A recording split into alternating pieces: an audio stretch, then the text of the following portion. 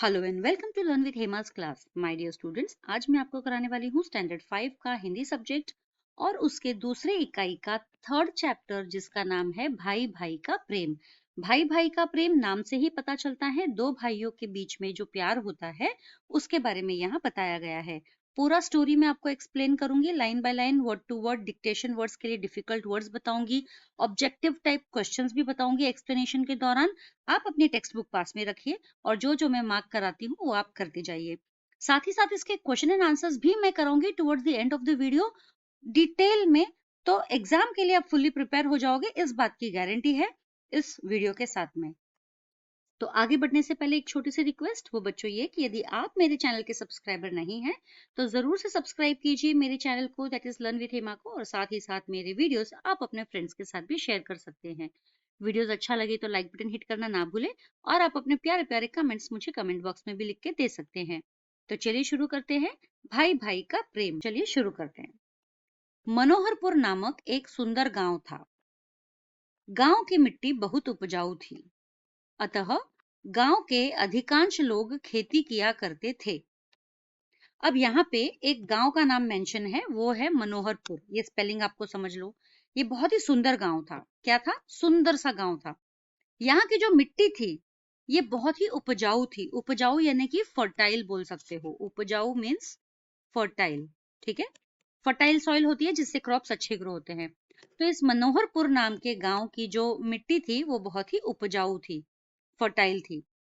गांव के अधिकांश लोग खेती किया करते थे। तो गांव के अधिकांश लोग, अधिकांश का मतलब होता है मैक्सिमम नंबर ऑफ पीपल, ज्यादा से ज्यादा लोग क्या करते थे? खेती करते थे। खेती मतलब फार्मिंग। ठीक है, खेती मतलब फार्मिंग। इसी मनोहरपुर में दो भाई रहते थे। अब इस गांव के अगर हम बात करें तो इस मनोहरपुर में दो भाई रहते थे। इसी गांव में दोनों किसान थे। दोनों ही भाई कौन थे? दोनों ही भाई किसान थे। उनके घर अलग अलग थे पर दोनों में बड़ा प्रेम था। मतलब दो भाई थे, दोनों ही किसान थे, दोनों ही अलग अलग घरों में रहते थे, लेकिन दोनों के बीच में बहुत ज्यादा प्रेम था। क्या था? प्रेम था, यानी कि बहुत ही प्यार था। तो दोनों भाई कहाँ रहते थे? अलग अलग रहते थे। ठीक है, दोनों भाई हमेशा एक दूसरे की भलाई की बात सोचा करते थे। अब ये दोनों ही भाई जो है वो हमेशा एक दूसरे की भलाई की बात सोचा करते थे। क्या सोचा करते थे? भलाई की बात सोचा करते थे। दोनों ही भाई एक दूसरे की भलाई की बात सोचा करते थे। तो गांव का नाम है मनोहरपुर। वह बहुत ही सुंदर गांव है। यहाँ की मिट्टी उपजाऊ है। यहाँ के अधिकांश लोग खेती करते हैं। इस गांव में दो भाई रहते थे और दोनों ही किसान थे।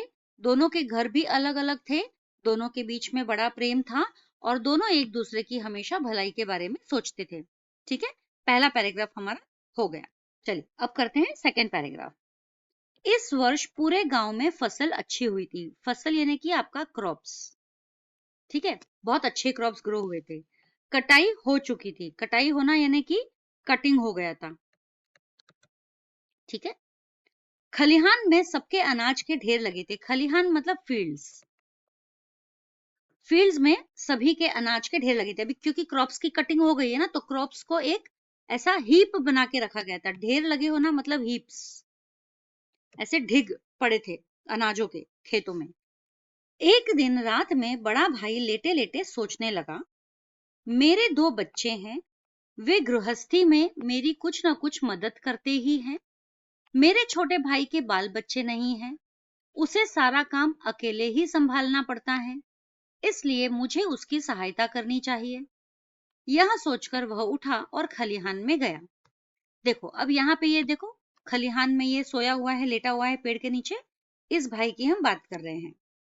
तो यह भाई जो है, इस साल जैसे पूरे गांव में अच्छा फसल हुआ था, कटाई हो चुकी थी, सभी के खेतों में क्रॉप्स के जो ढेर लगे पड़े थे। तो एक दिन रात में बड़ा भाई जो है वह लेटे लेटे क्या करने लगा? सोचने लगा। ठीक है, क्या सोच रहा था? वह सोच रहा था कि मेरे दो बच्चे हैं, वे गृहस्थी में मेरी कुछ ना कुछ मदद करते ही हैं। मतलब अब बड़ा भाई बोल रहा है कि मेरे तो दो बच्चे हैं और ये दोनों ही बच्चे कभी ना कभी तो मुझे मदद करेंगे ही। ठीक है, लेकिन मेरे छोटे भाई के बाल बच्चे नहीं हैं। अब ये बड़ा भाई सोच रहा है कि उसका जो छोटा भाई है उसको तो कोई भी बच्चे नहीं है। बाल बच्चे हो ना, यानी कोई भी बच्चे नहीं होना, बाल बच्चे है ना बच्चे, ठीक है, उसे सारा काम अकेले ही संभालना पड़ता है, यानी छोटे भाई को सारा काम अकेले ही संभालना पड़ता है ना। बड़े भाई के तो क्योंकि बच्चे हैं तो बच्चे उसको काम में मदद करेंगे, लेकिन छोटे भाई को तो सारे काम खुद ही करने पड़ते हैं, इसलिए मुझे उसकी सहायता करनी चाहिए। तो बड़े भाई ने क्या सोचा, इसलिए मुझे उसकी सहायता करनी चाहिए। यह सोचकर वह उठा और खलिहान में गया। तो क्या सोचकर वह उठा, उसने यह सोचा कि मेरे दो छोटे बच्चे हैं, वो मुझे मेरे कामों में, गृहस्थी के कामों में मदद करते हैं, लेकिन मेरे छोटे भाई के तो बाल बच्चे नहीं है, तो मेरे छोटे भाई के तो बाल बच्चे नहीं है, उसे सारा काम अकेले ही संभालना पड़ता है, इसलिए मुझे उसकी सहायता करनी चाहिए, है ना। यह सोचकर वह उठा और खलिहान में चला गया। क्लियर है बच्चों यहाँ तक? चलो आगे बढ़ते हैं। खलिहान में अपने अनाज के ढेर से उसने 10 गठरी अनाज बांधा। अब जब वो अपने खेत में गया, खलिहान में, ठीक है, फील्ड में, तो वहां पर जो अनाज के ढेर लगे थे ना, उसमें से उसने कितनी गठरी बांधी, 10 गठरी बांधी अनाज की। क्या बांधी, 10 गठरी, 10 गोरियां, 10 बोरियां। उनमें से एक गठरी सिर पर रखकर छोटे भाई के ढेर की ओर बढ़ा। अब बड़े भाई ने क्या किया, पहले तो उसने, वो खलिहान में गया, 10 गठरियां उसने अलग से बांध दी अनाज की, और फिर अब 10 गठरियां एक साथ में तो नहीं लेके जा सकता ना, तो उसने क्या किया, एक गठरी को अपने सर पे रख दिया और वो अपने छोटे भाई के खलिहान की ओर चल पड़ा।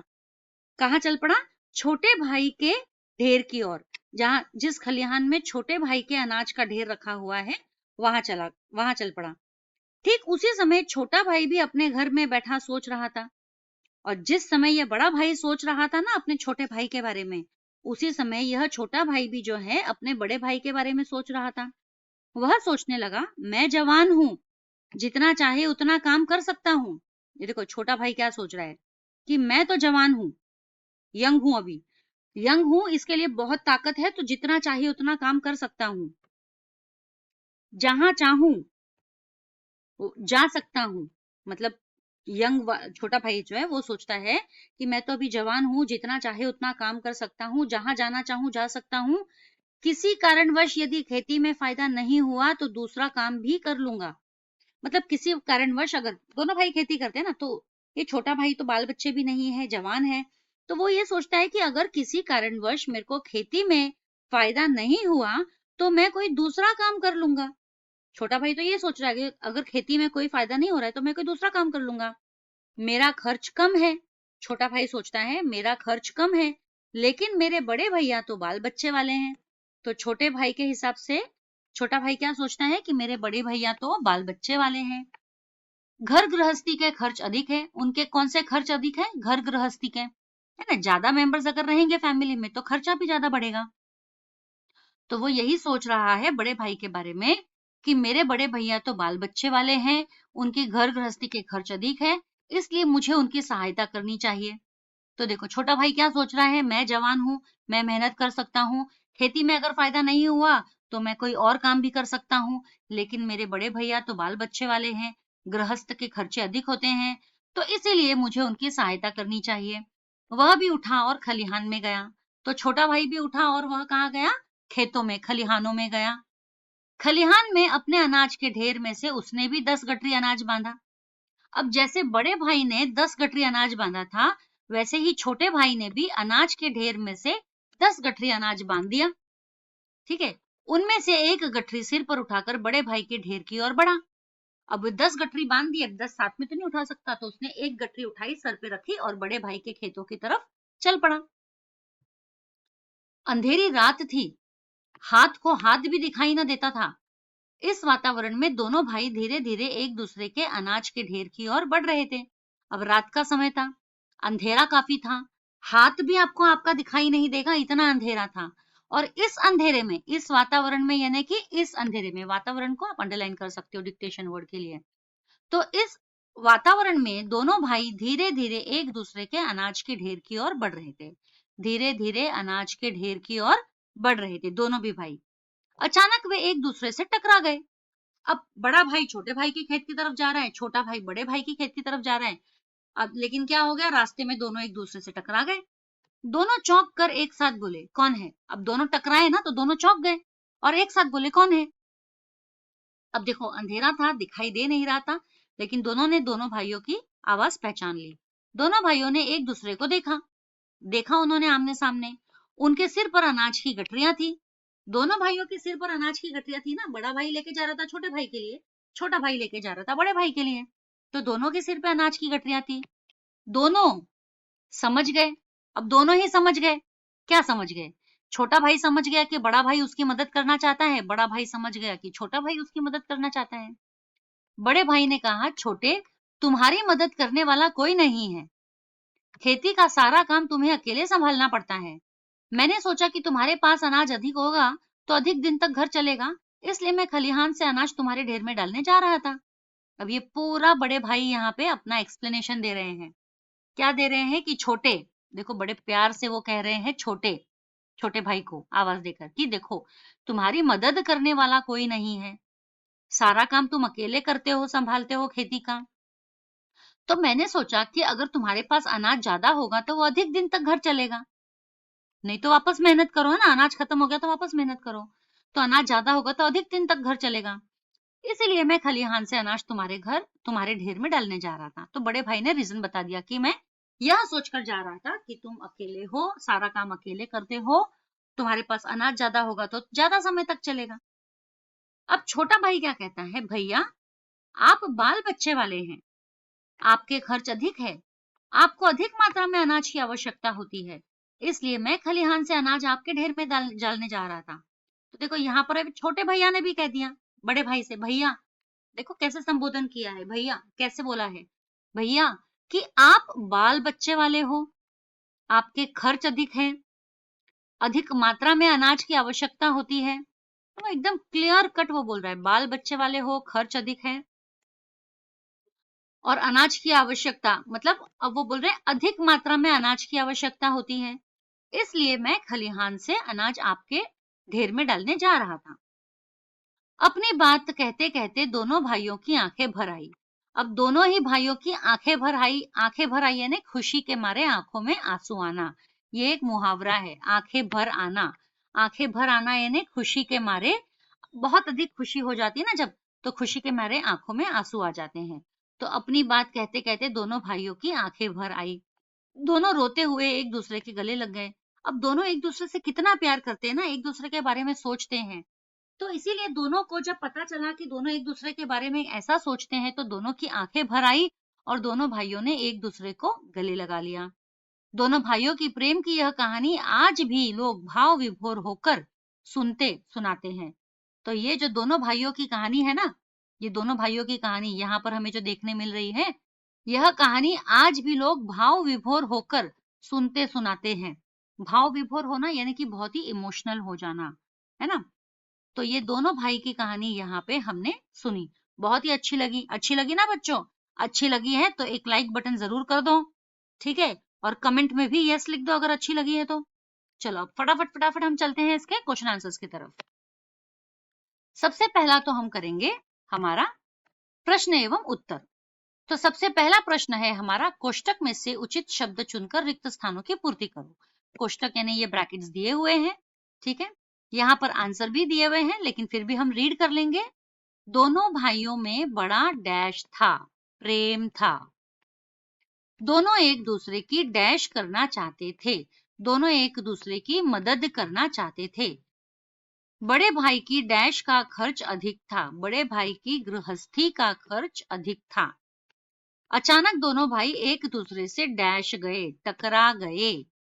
दोनों के सिर पर अनाज की डैश थी, गठरियां थी। दोनों भाइयों की डैश भर आई, आंखें भर आई।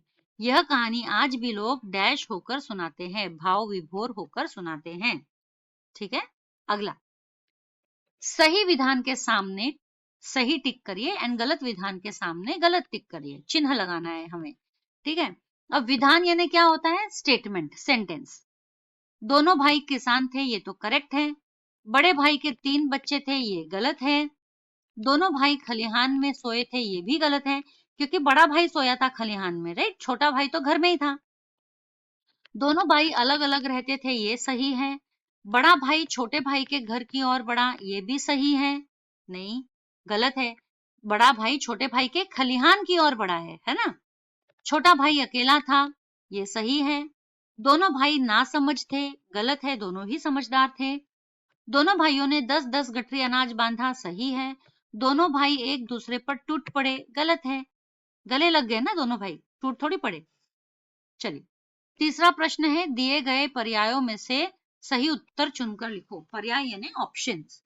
तो ऑप्शंस आपको दिए हुए हैं, सही उत्तर हमें चुनकर लिखना है। गांव के अधिकांश लोग खेती करते थे क्योंकि वे दूसरा कोई काम नहीं जानते थे, ये तो गलत है ऑप्शन।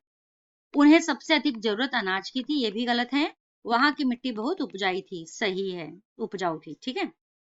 बड़ा भाई अकेला नहीं था क्योंकि उसके 2 नौकर थे, गलत। उसके एक लड़की भी थी, गलत। उसके 2 बच्चे थे, सही। अगर खेती से फायदा न हुआ तो छोटा भाई डैश व्यापार करेगा, कोई दूसरा काम कर लेगा, खेती करना छोड़ देगा। तो खेती करना छोड़ देगा और व्यापार करेगा, ये गलत है। कोई दूसरा काम कर लेगा, यह सही है। दोनों भाई एक दूसरे से टकरा गए क्योंकि अंधेरी रात थी, वे नींद में थे, उनकी दृष्टि कमजोर थी। तो ऑफ कोर्स अंधेरी रात थी, इसके लिए दोनों भाई एक दूसरे से टकरा गए। अपनी बात कहते कहते दोनों भाई चुप हो गए, गलत है। दोनों भाई झगड़ पड़े, गलत है। दोनों भाइयों की आंखें भर आई, यह सही है, ठीक है। चलिए नेक्स्ट, निम्नलिखित प्रश्नों के उत्तर एक एक वाक्य में लिखो। पहला प्रश्न, दोनों भाई हमेशा क्या सोचा करते थे? उत्तर, दोनों भाई हमेशा एक दूसरे की भलाई की बात सोचा करते थे। सेकंड क्वेश्चन, बड़ा भाई किसके बारे में सोचने लगा? बड़ा भाई अपने छोटे भाई के बारे में सोचने लगा। थर्ड क्वेश्चन, बड़ा भाई रात को उठकर कहाँ गया? बड़ा भाई रात को उठकर खलिहान में गया। बड़े भाई ने कितना अनाज बांधा? बड़े भाई ने 10 कटरी अनाज बांधा। छोटा भाई बड़े भाई की मदद क्यों करना चाहता था? छोटा भाई बड़े भाई की मदद करना चाहता था क्योंकि उसके घर गृहस्थी के खर्च अधिक थे। बड़ा भाई छोटे भाई की मदद क्यों करना चाहता था? बड़ा भाई छोटे भाई की मदद करना चाहता था क्योंकि उसे सारा काम अकेले ही करना पड़ता था। नेक्स्ट क्वेश्चन, दोनों भाइयों के सिर पर क्या था? दोनों भाइयों के सिर पर अनाज की गठरियां थी। लोग किसकी कहानी भाव विभोर होकर सुनाते थे? लोग दोनों भाइयों के प्रेम की कहानी भाव विभोर होकर सुनाते थे। तो इसी के साथ मेरा ये पूरा चैप्टर और क्वेश्चन आंसर्स दोनों ही खत्म होता है।